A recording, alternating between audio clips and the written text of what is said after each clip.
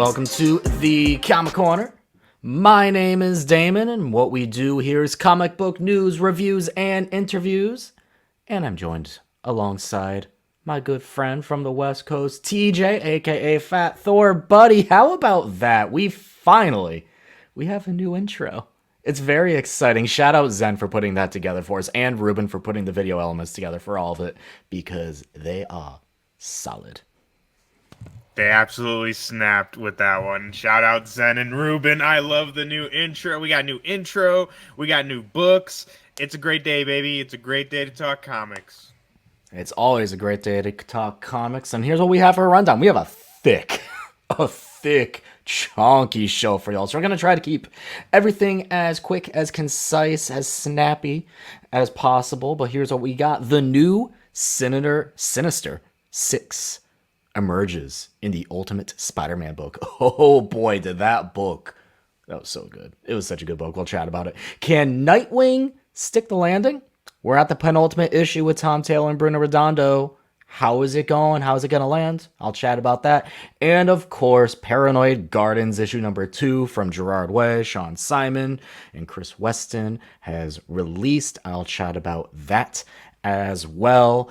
But first, we have the news, and it's not our typical news because this is just more about something I did this past weekend, and I went to my local comic convention, TERRIFICon, which is, as you can see here for our video people, Connecticut's #1 Comic-Con, and that is absolutely true, because this is absolutely the #1 Comic Con. Honestly, in my opinion, in New England, this is one of the best, if not the best, comic book focused conventions.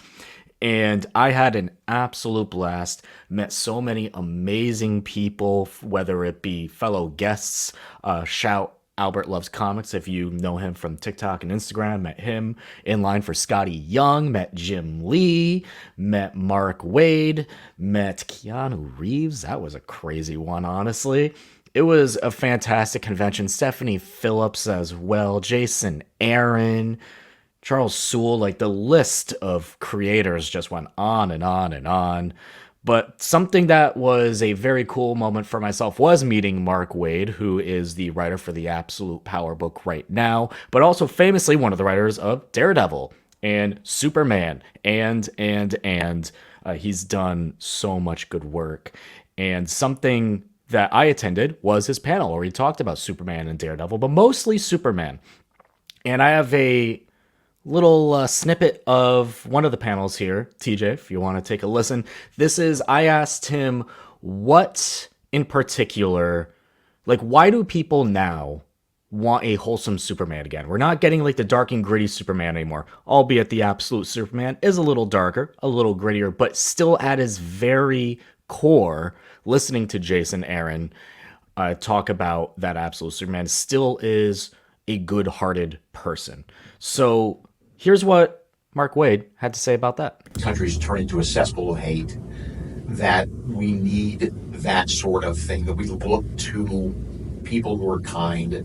That's Superman's #1 trait. He's kind. And we look to that for people. I think there's also, on a broader sense, I think that we look more towards not just Superman, but, Star Trek Strange New Worlds is a great example of, it's not nostalgia, but it is, old school Star Trek stuff, but with a modern veneer, but it's still episodic in nature, it's still light in nature, it is not dark, it is not gritty. There are other things, there are other TV shows, there are other movies that are not, they go against the old grain of everything's got to be dark and mean and stuff. And I think that's part of it. I think as a culture, we are just so exhausted with being angry all the time and being faced with division, hate all the time, that we are looking for anything that reinforces the notion that there are people out there who are just good people. I hate to call that confirmation bias on my part, because I completely agreed with everything that he was saying there. And I also asked Philip Kennedy Johnson, who was also at TERRIFICon, the exact same question. And he pretty much reiterated the same thing, that he has a young son who was there with him, and he wants a Superman to look up to that's good and, may not snap necks. Wink, wink, nudge, nudge. Right? This was such a great convention. What are your thoughts on that? Do you agree with that? 100%. I mean, I think obviously I'm all for new interpretations, new takes on characters, but to me, that's like what makes Superman Superman. Like similar to like Captain America, right? It's like he's just a good person. At the end of the day, like yes, he can, leap tall buildings in a single bound and fly through the air and lift, cars over his head, but to me, Superman's real superpower is his like heart, is his kindness, is his empathy for other people. So again, while I enjoy creative new takes on characters, throwing characters in like different situations like that, evil Superman, all that good jazz. I really want and been yearning just for a kind of a return to form. Like I said, to me, that's Superman, the goodness, kind heart.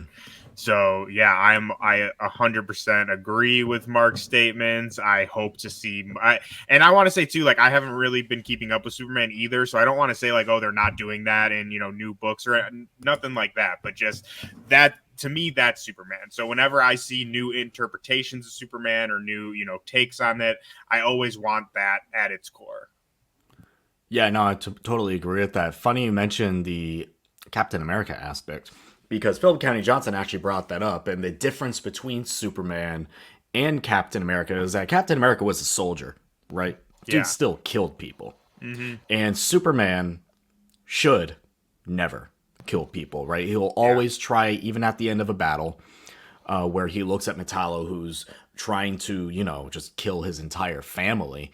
But when Superman finally wins, he says, okay, let's go save your daughter, right? Because that's why Metallo was acting out in the first place. That's what Superman is, and that's what Superman is his core. So between those two, Mark Waid and Phil County Johnson, just, I don't know, a little bit of confirmation bias there on my part, which felt good. But it's nice to see that aspect again, and I know we were all very excited, and still are very excited for this new Superman movie coming out next year with James Gunn.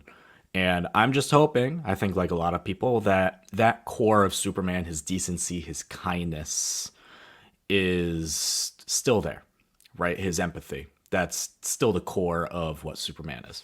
So it was a fantastic convention. If any one of you are in the Northeast, in the New England area, I urge you, absolutely urge you to attend TERRIFICon next year, even if it's just for a day, because the guests, the panels are very good. Everything is very nice. People are there for the comics. At its very core, people are there for the comics. There's so many comic vendors there.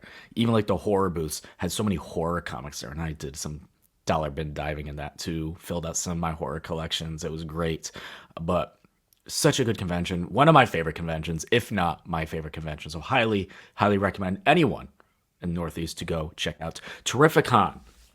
All right. Let's get to our reviews because, man, do we have so many books this week to get through. We just got to jump right on into it. We got to start with the big one. We have to start with the big book, if not the biggest book of the year, buddy. This is Ultimate Spider-Man number 8. We're coming off the heels of the end of the first arc. Starting the second arc, a little bit of that transition in there. But last issue, we're introduced to this AI in Peter's suit that, very similarly in this issue, you see resemblance of what this version of, like, quote-unquote, Venom would be, right? It's the AI in his head. Or even how Harry kind of has the voice of his dad in his suit. Get that goblin-esque voice inside his head. It's very well done, very cleverly, very smartly put together. In this issue in particular, we slow down again, right? We had a big fight last one. We slowed down, and Iron Man showed up at the very end to be like, hey, are you ready to be a hero? We address a little bit of that because we're still about, I think they said 16, 14, 15 months away from like the big thing that's going to happen where the Maker comes back and that's when we're going to have our big fight. So like, I'm fine taking as long as we can to get there because I love issues like this that are just so grounded. And you just see Peter Parker, not Spider-Man. You see Peter Parker just go around as a son, as a father, just as a person, and how he's going throughout his life, how people around his life are kind of going through everything. We see a lot of J. Jonah Jameson moments, a lot of Uncle Ben moments, maybe some moments between the two of them. I don't know. There may be something there actually, but it's very, very, very fun. There's a hilarious moment in here, in my opinion, with J. Jonah Jameson. They're like at a bakery, and he's just going back and forth with the baker. He's like, "What do you mean you don't sell sandwiches here? You have bread. You just need something to put between them." Great, fantastic. Absolutely love that. I love this issue, but most importantly, at the very end, after we just get like the grounded wholesomeness of Peter Parker, at the end, we get our new Sinister Six. And I'm very glad that I did not look ahead towards solicits for this book in particular, because this book's already on my poll list, right? Like it is with yours. It's on my poll list. I don't need to look ahead to see what's coming up. And I don't want to, because I was surprised with this. And I was so pleasantly surprised. Obviously, we have Kingpin in here. And it's almost working like the ways of the New York boroughs. But for some reason, Queens is left off this, I'm pretty sure. Because instead of Queens, we have the Underground with Mole Man. We have Kraven. We have Mysterio. We have Black Cat. Felicia Hardy's dad, Black Cat. And, oh golly, who else am I missing? Oh, and Kingpin. Did you do Mr. Negative? Oh, and Mr. Negative, too. Yes, thank you. And Mr. Negative as well, representing the Bronx, I believe. Yeah, It's I think very... I think Kingpin might be the Queens guy. He's Manhattan. Oh, is he Well, Manhattan? he's Manhattan. Okay, yeah, so it was like, oh, I guess R.I.P. Queens. We got Staten Island in there, but all right, see you to Queens. It's Peter. Oh.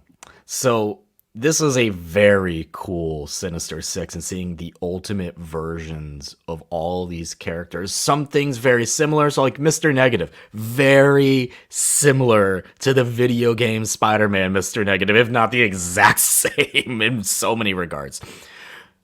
Kraven is cool in this because we have a Kraven who goes out and hunts, but he brings one person with him, one person he's hunting. Whichever one dies, and then the other one is just kind of like displayed in his zoo, right? A little bit of a twist to that idea. Very cool. I am so digging this Sinister Six. I've yapped so much about this already. TJ, what'd you think about this book? Dude, you know I'm a yapper too, but I gotta just echo everything you're saying. I absolutely have been loving this series. This one was definitely not a break, but kind of setting us up, like you said, for our next arc. But I think Hickman is really kind of laying out these slower issues very, very well, to where it doesn't feel like we're taking a step back.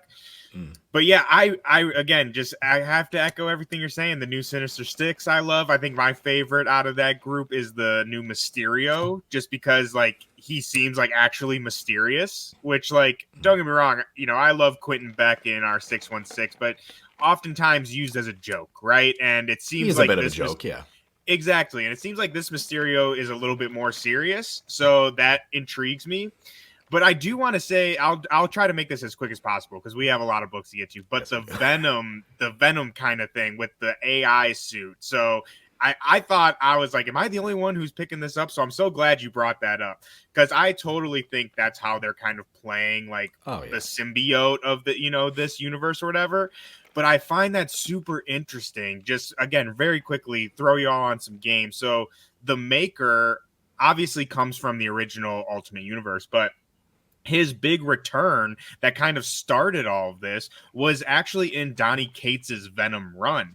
And in that run, his, like, one of his main goals was getting a symbiote, specifically the Venom symbiote, to somehow bring his universe back. I forget the nuances of how he was going to do that, but that blasted him into this whole new universe after all that came about. So, getting to my point, it's very interesting for me that we have this new kind of technological symbiote made by Howard Stark, who for a long time was working under the Maker. So I'm thinking Maker has some hand in the creation of this new nanotech suit or whatever, and it's going to link back a little bit to the whole symbiote thing. Because again, a lot of people don't realize Donny Cates kind of set all this up. And Donny Cates was in tandem with Jonathan Hickman during Ultimate Invasion, like the whole rollout of this universe. He was heavily involved in that.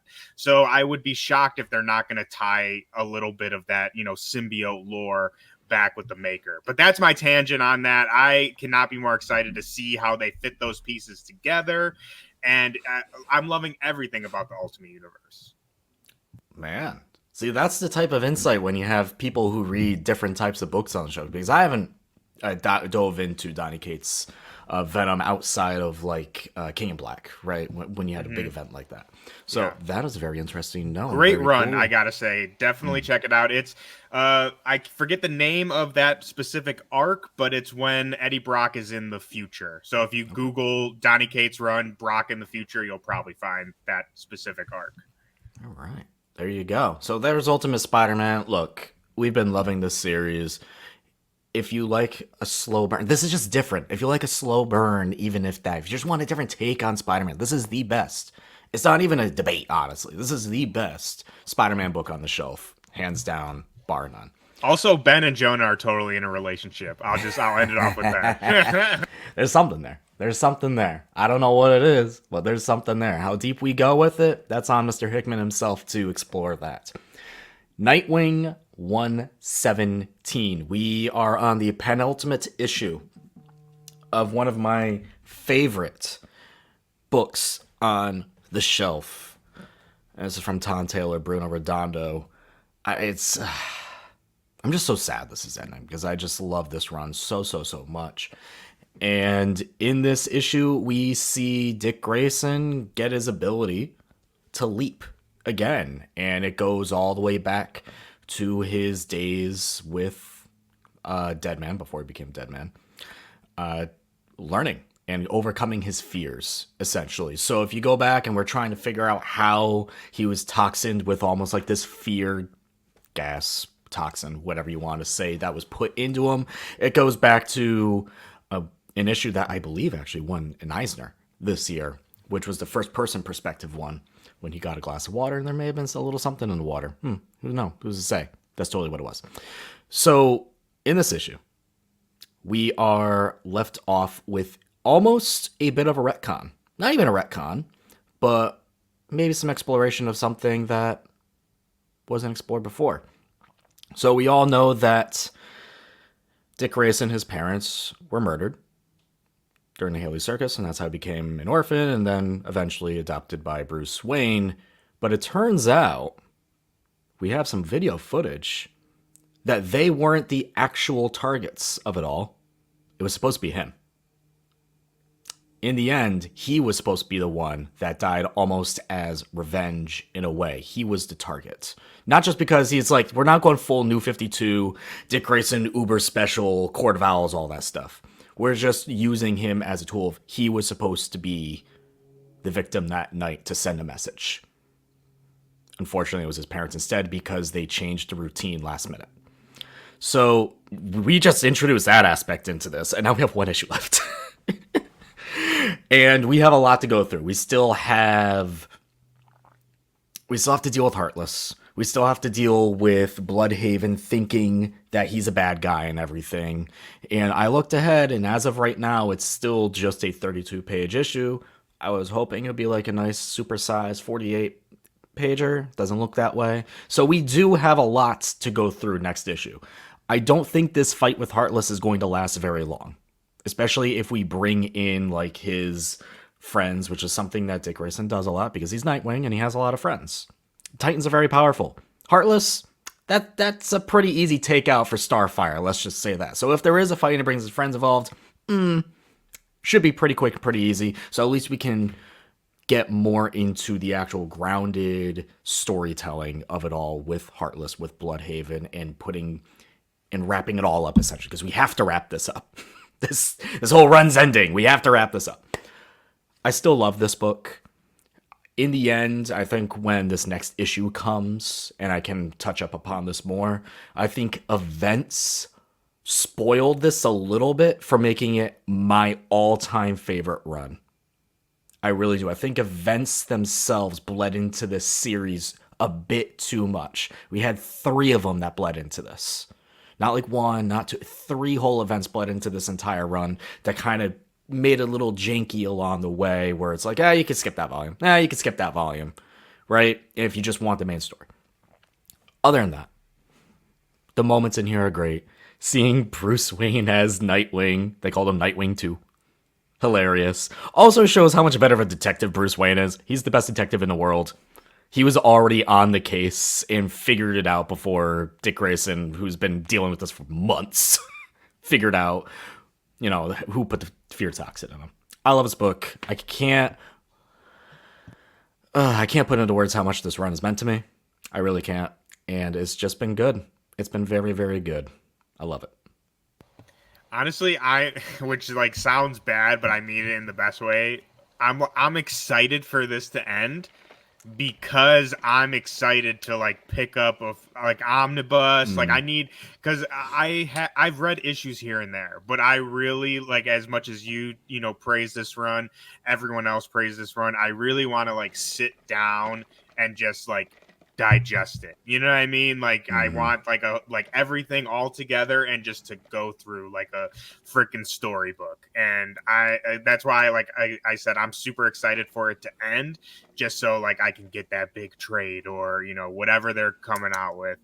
But I'm so happy that it's sticking the landing for you. I know that this has been your book, and I will say too, to give Tom a little grace, this book's been going on for like 3 years now, right? Like about Since 3 issue years. 78. So 117 minus 78. I don't do math very well, but you can do it yourself. A lot of freaking issues. Yeah. So it's like, I totally get what you're saying with the events and stuff, but when you're doing a story that long, like it's understandable not to have misses, but things get a little in the weeds, especially like he has to, adhere to the DC, corporate machine. Yeah. So, and he had his own events going on too, like Beast World, right? That was a huge one that tied into this. We had Fear State at the very beginning that tied into this as well. Yeah, and thankfully Absolute Power hasn't really touched up in on this.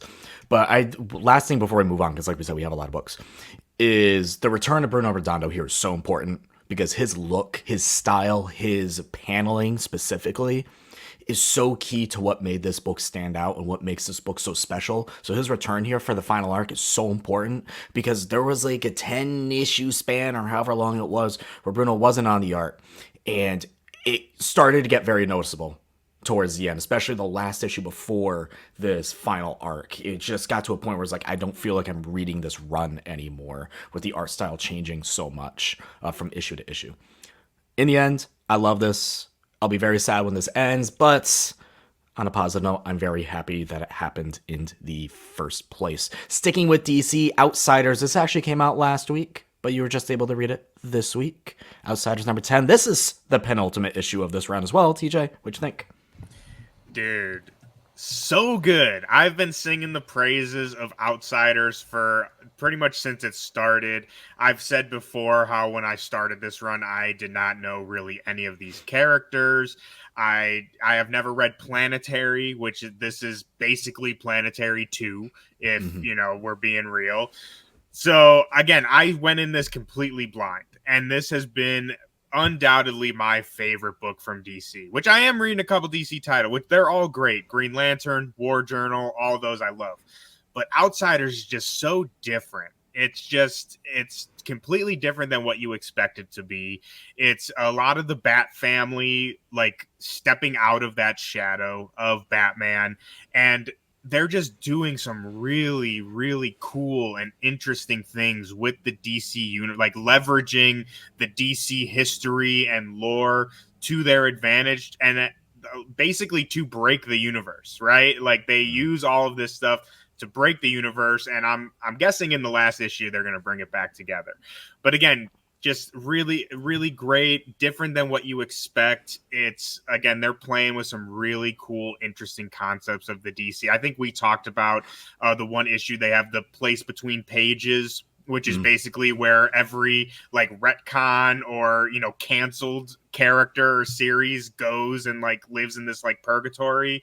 So again, just like really cool concepts like that. And again, if you're a fan or have read Planetary, you'll absolutely love this. But even if you don't know anything about this world or these characters like me, I think you'll really enjoy it. So definitely recommend it. We got one issue left, so perfect time. Once it ends, pick up a trade of it. Go, hunt down the issues in your dollar bins. I can't recommend it enough. Sounds like this will make a really good tray, a really good compendium when it's all said and done, because it's ending at 11 issues, which is kind of a strange number to end on. But so long as it tells a story and the story feels completed, that's all that matters in that regard. Sticking with DC, another DC book. This is from Tom King. Oh, it's Jenny Sparks. Now, you want to talk about characters and I'm not too familiar with. Jenny Sparks is absolutely one of them. Part of the Authority.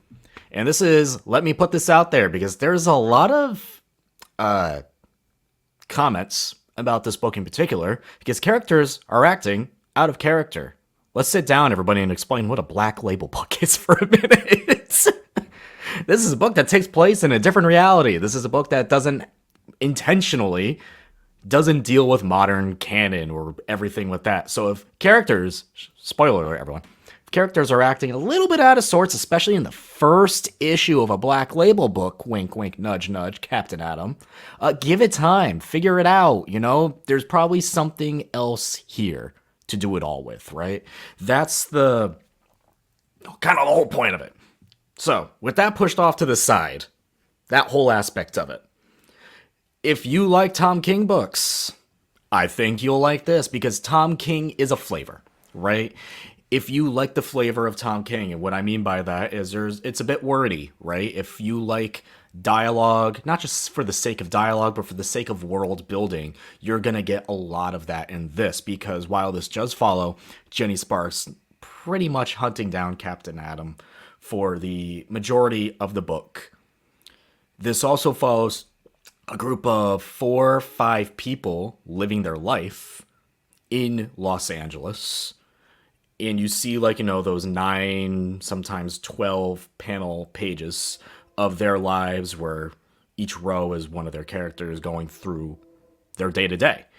And you may not think that's important at first, but that's the whole part of the world building, right?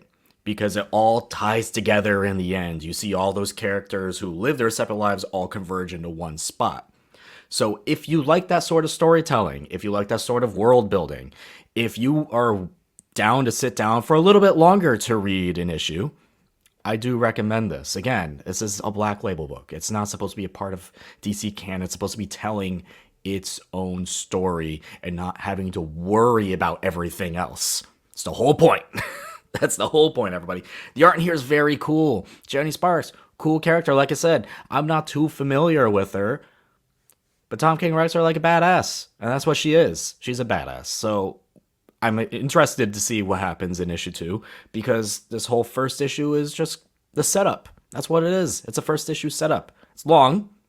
It's a good chunky read, but it's good. It's quality. It's a quality story so far. It's a quality intro.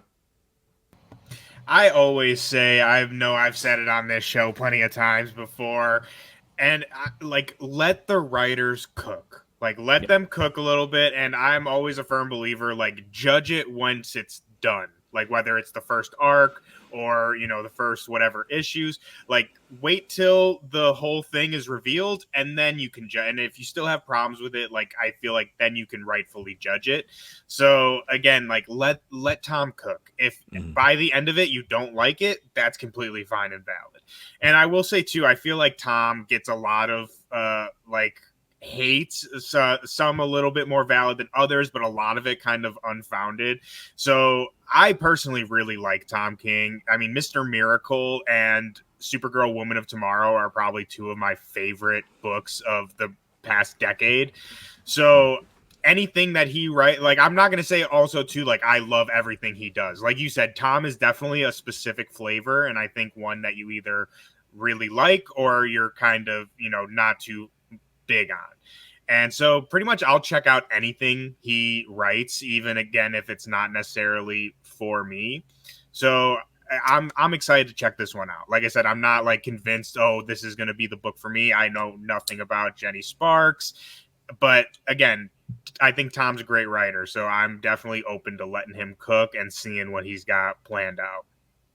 Yeah, it's cool. I like this book. It's solid. I like this book so far. It's a solid first issue. I'm interested to see where the story goes. And look, like you mentioned, Tom King is very good at writing contained stories. The Vision. Yes, Vision. That's Super, one I yeah. forgot. Amazing. Supergirl World and Tomorrow. Like, we can go on and on. We're getting a new one, Black Canary, as well. I hate to say, like, it's his wheelhouse is to do these contained stories. He does great long form storytelling as well. Like, we've been enjoying Wonder Woman, but it's good. I'd say give it a chance. At the very least, give it a chance. Magma, The Pedestrian. TJ, talk about it. Dude, this is my favorite book of the year so far. Like, wow, yes, 100% hands down. Like, I loved this so much. And something I really love about it is, yes, it's goofy. Yes, I mean, you can just look at the cover and you're like, what the hell is this, right? But it has like so much heart underneath that. And I was lucky enough to talk to the creators of this book. That episode's going to be dropping in a little bit here on Comic Corner.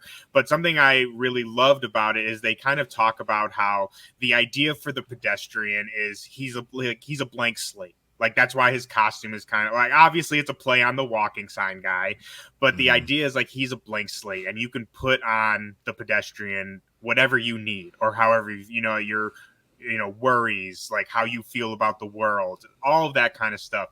And he's just a good guy doing good things. And he's a superhero who, his big thing is he doesn't break the law.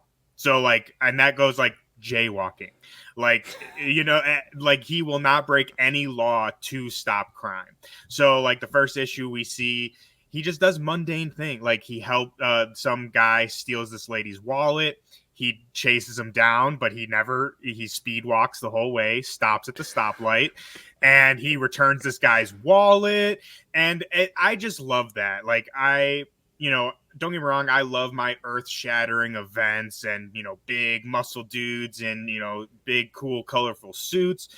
But, not all of us are, obviously we live in the real world. We don't have superpowers. Not all of us can stop the universe from, we can't all change the world as much as we would like to.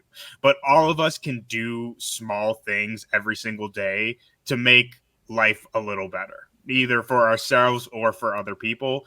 And I'm a firm believer in that. Like, walking a lady across the street, helping someone with their groceries. Like, these are all things we can do to be a little bit more heroic in our own lives.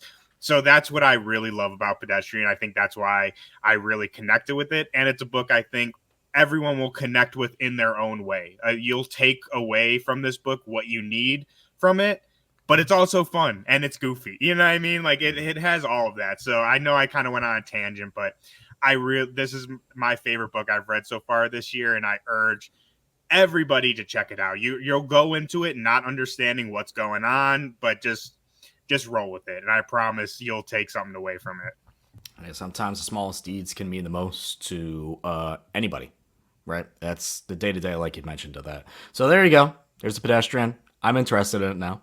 You did sell me on it because I do love those small, little, we always say grounded, but like, the things that you could actually do in your day-to-day that can help someone out, even when you're busy or even when you're not busy.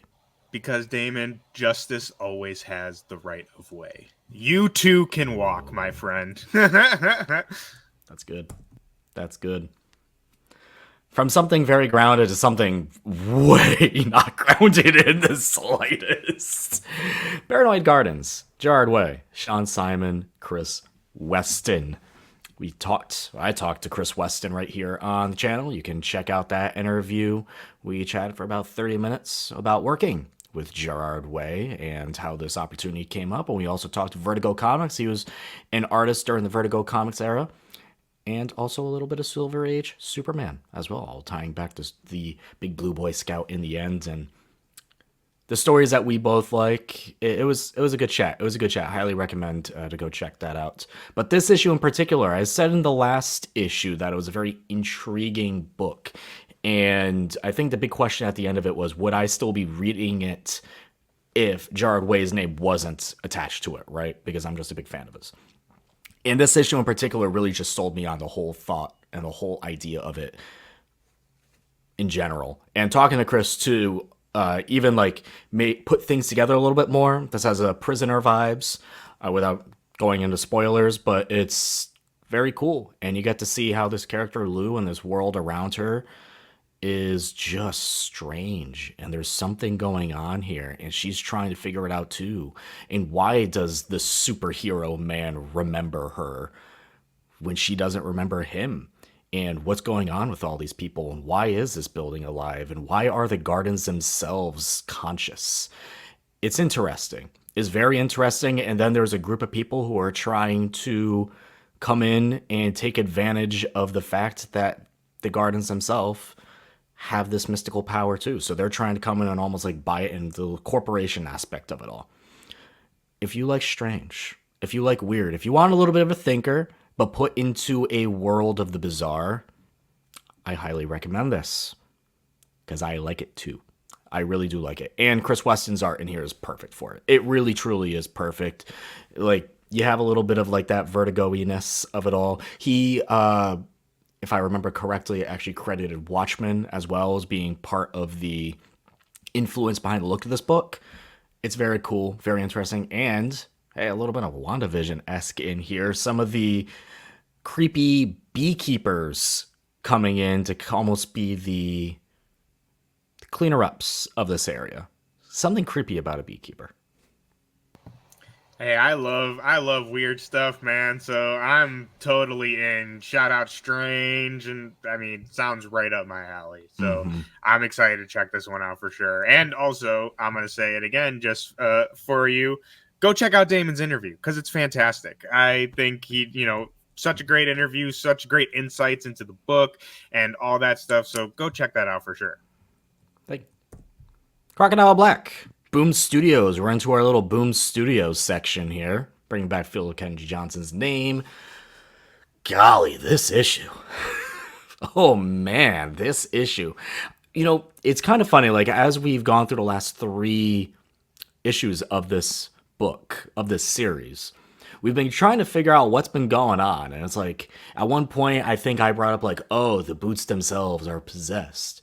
And I'm just starting to get to the think now that I'm like, this guy is just haunted by demons of his past and has something going on with his head, almost like a war PTSD aspect. And he's just losing it. He's getting caught up in the wrong crowd. It's really cool to see. There was, I think it was issue 2, we are introduced to the cop aspect of it all and seeing that really come into play.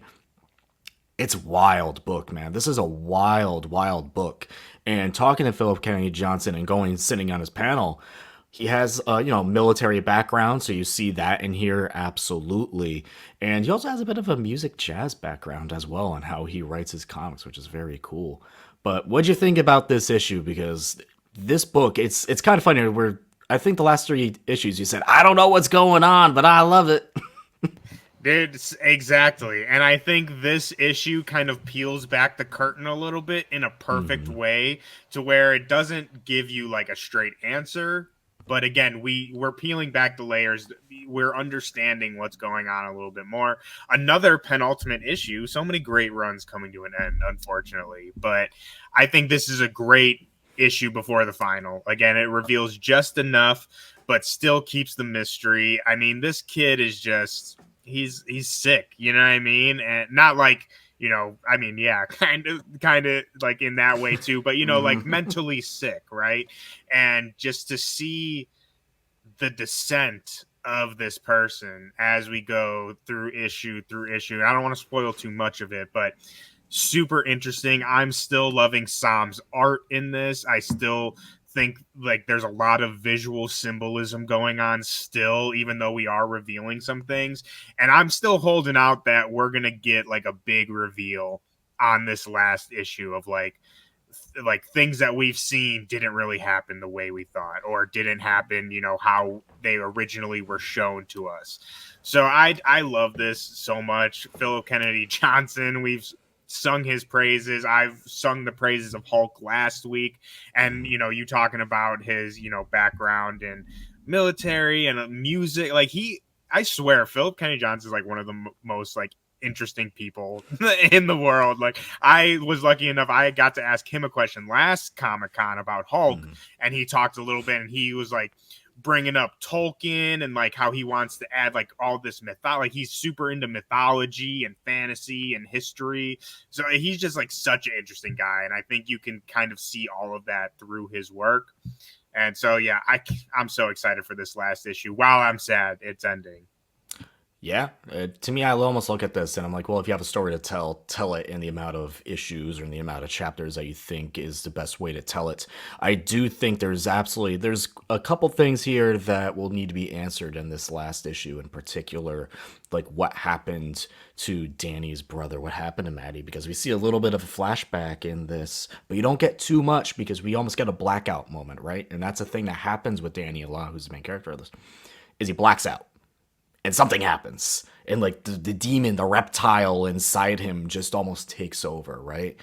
It's very, very interesting. Like, he sees a crocodile while being under the bleachers. But if he's in Maryland, why is there a crocodile there? I don't know. Was it really there? That's what I mean. Like, did that even really happen? Like, that's what I love about this book. It's like almost, I think we talked about this before, but like the unreliable narrator of it all. Like, I love that. Yeah. It's very good. I'm excited to see how this wraps up because there's a few peels to the layer of the onion that I'm very curious to see what's underneath. Really quickly, I do want to just shout out the letterer on this book. I think that's the name on top right there. Lettering is fantastic. Like, there's an old saying, like, if lettering's really good, you don't notice it. If it's bad, you really notice it. This is one of those, it's so good you notice it. Like, absolutely fantastic. That's my last bit, though. Becca Carey, the letterer of this issue, very, very good. Like you mentioned, very, very, very good. Another book from Boom Studios, Lawful. This is a book, when the first issue released, I thought it was very interesting because it's about a kid who's like looking up to almost like these officers and very paranoid about just being good and being perfect and doing anything wrong, because if you do something wrong in this world, there's a ward upon the people, a curse for some, but it's a ward for others, where it is, if you do something wrong, if you break the law, even the slightest bit of a lie, you become the monster. You either get scales or fur or horns, and you become the beast themselves. And he's starting to realize now in this third issue that the people he looked up to and everything about this world is corrupt, right?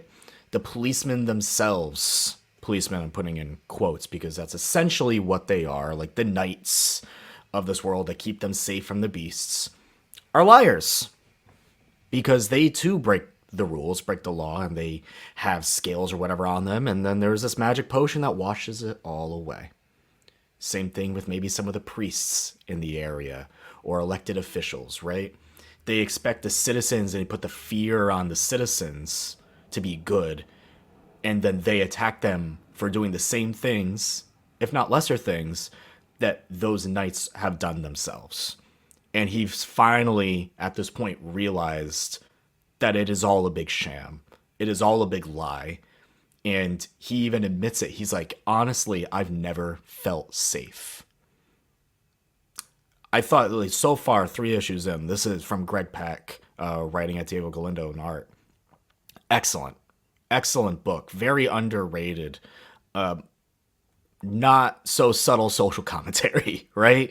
It's really not subtle at all, but it is a very well done social commentary on someone who, when you look up to something and then you realize it's not what it was, and even when you get to that point, because he got there to be low level in this force to help protect the people, realized it's not what he thought.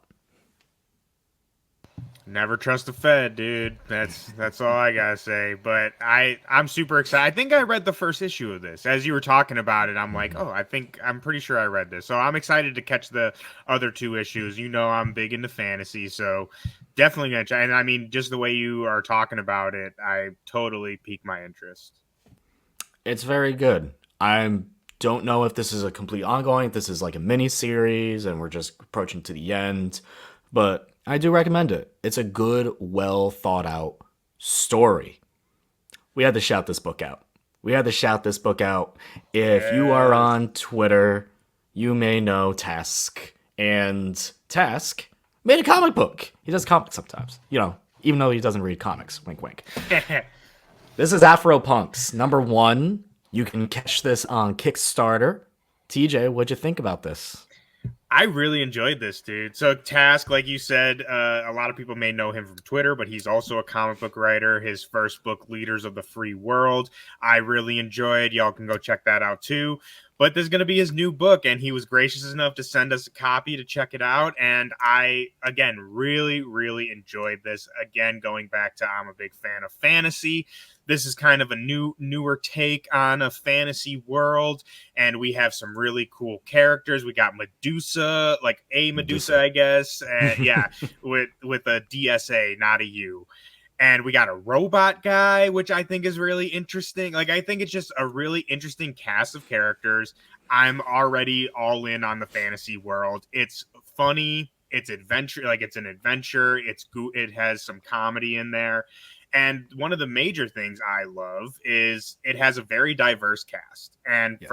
again, I'm a very big fantasy guy, and I will be the first one to say that fantasy is a genre kind of historically, and at least up until recently, very white. Like very little diversity in fantasy media. So I just really appreciate and love seeing more diverse people in fantasy worlds. I think, again, just like comics, everyone deserves to see themselves in these fantasy places, to escape into these worlds, that anything is possible. So that's like, I love that about it. I think it's a really great, fresh, and makes it stand out among other fantasy books.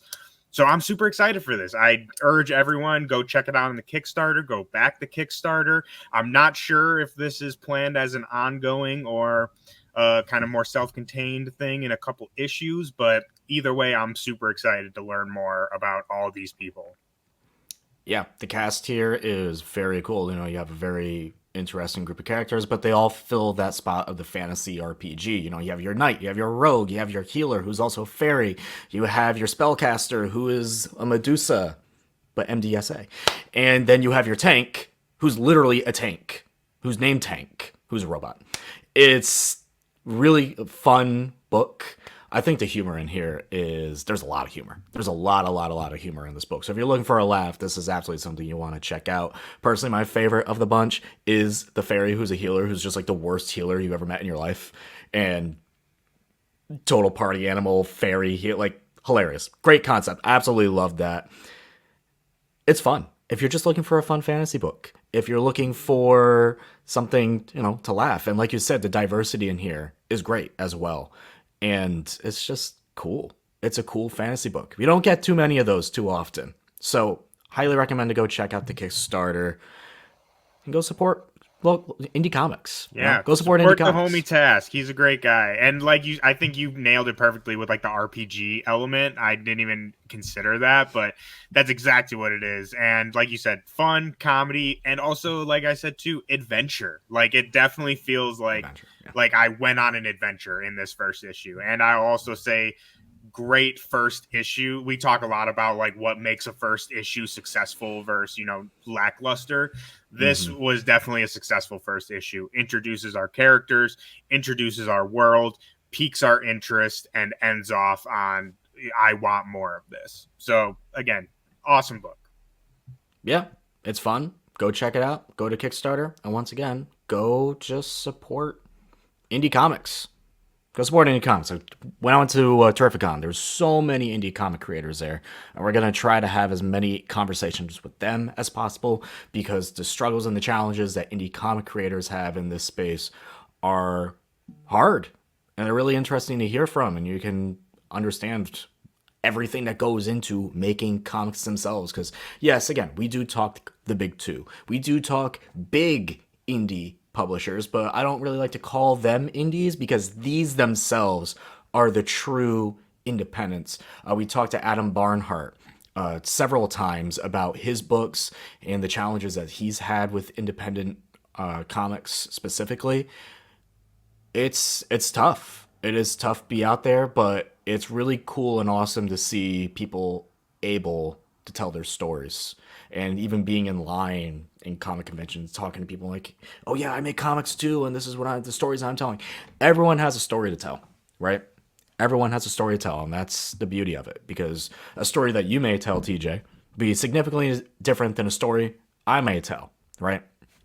More people out there telling their stories, telling different types of stories is absolutely a good thing.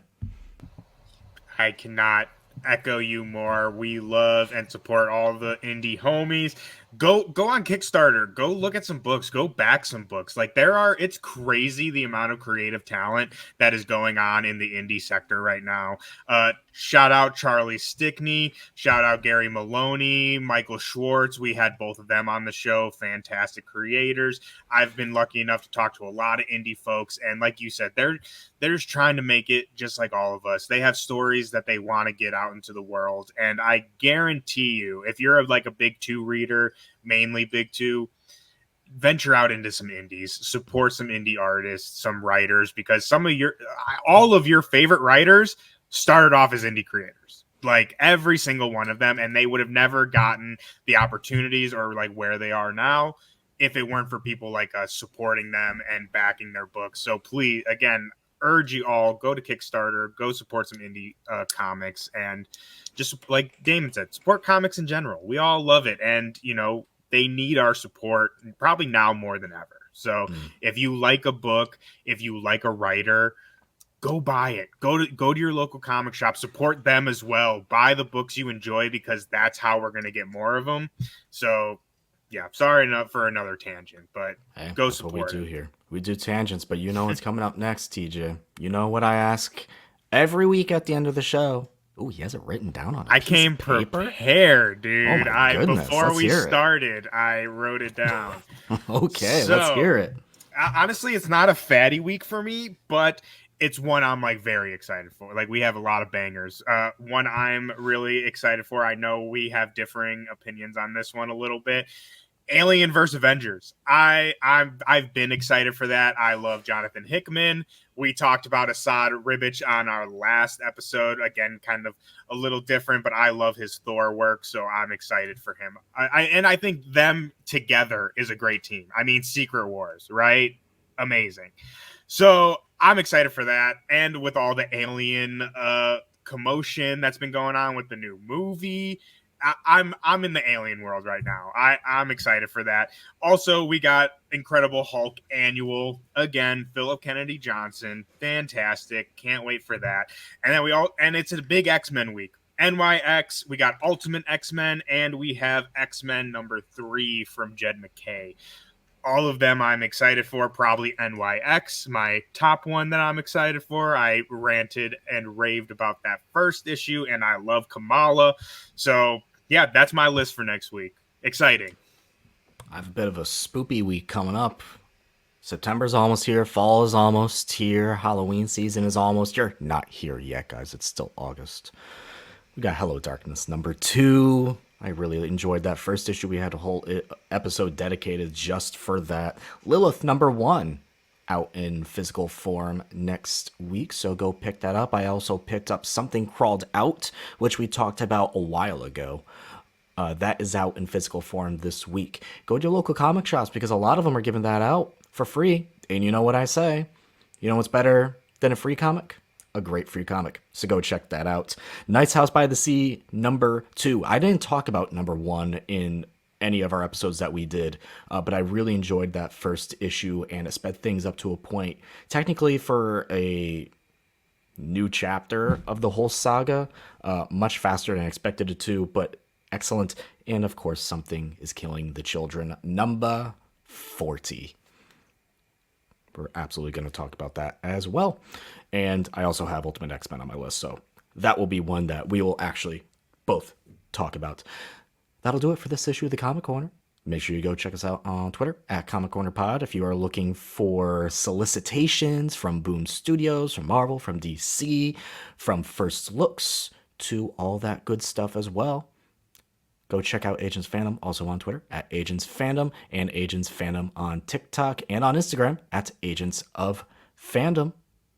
Go support your local comic shops. Go pick up some comics. And, of course, until next time.